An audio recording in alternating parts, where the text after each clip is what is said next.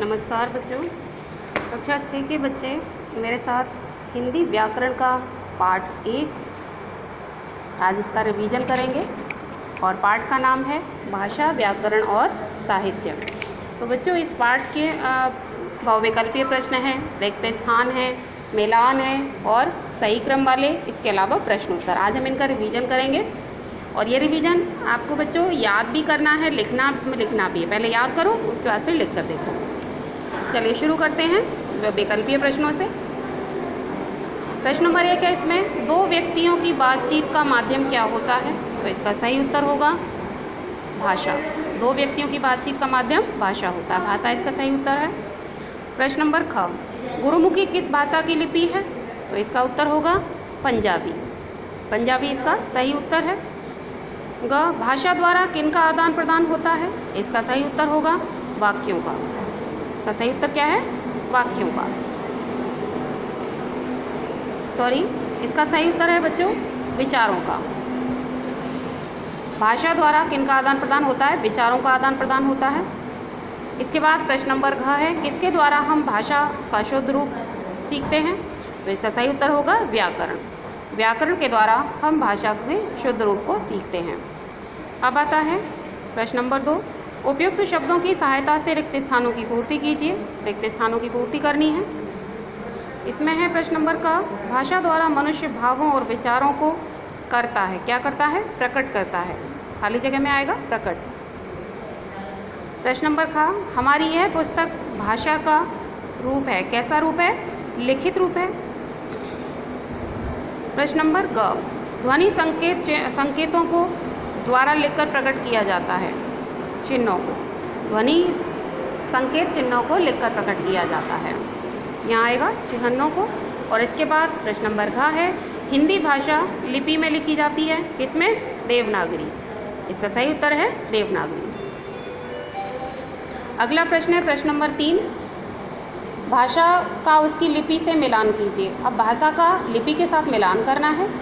हिंदी भाषा देवनागरी लिपि, पंजाबी भाषा गुरुमुखी लिपि, उर्दू भाषा फारसी लिपि और अंग्रेजी भाषा रोमन लिपि।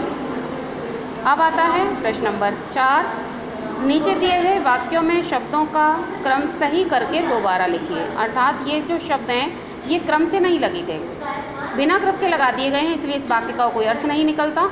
और अब हम सही क्रम में इसको लगाएंगे और वाक्य बनाएंगे। जैसे पहला है, ताला में मंदिर लगा दिया लगा है गया। तो यह यहाँ होगा मंदिर में ताला लगा दिया गया है। ये सही वाक्य है इसका। ख में है, चंद्रमा में आसमान चमकते हैं। तो यहाँ आएगा चंद्रमा आसमान में चमकता है। प्रश्न नंबर का, यह साइकिल का नवीन है। तो ये आएगा यह नवीन की साइकिल है। इसके बाद घ, श्यामा रही है पुस्तक पढ़। तो यह आएगा श्यामा पुस्तक पढ़ रही है। अब प्रश्न नंबर 5, निम्नलिखित प्रश्नों के उत्तर लिखिए। ये जो प्रश्न हैं इनके उत्तर लिखने हैं। पहला प्रश्न है, भाषा किसे कहते हैं? तो इसका उत्तर होगा जिस माध्यम के द्वारा मनुष्य अपने मन के भावों और विचारों को दूसरों के समक्ष प्रकट करता है और दूसरों के भावों को और विचारों को भली प्रकार समझता है, उसे भाषा कहते हैं। एक बार फिर से समझिए, जिस माध्यम द्वारा मनुष्य अपने मन के भावों और विचारों को दूसरों के समक्ष प्रकट करता है तथा दूसरों के भावों और विचारों को भली प्रकार समझता है, उसे भाषा कहते हैं। अब आता है प्रश्न नंबर ख, इसके कितने रूप होते हैं? तो इसका सही उत्तर होगा भाषा के 2 रूप होते हैं, मौखिक भाषा और लिखित भाषा।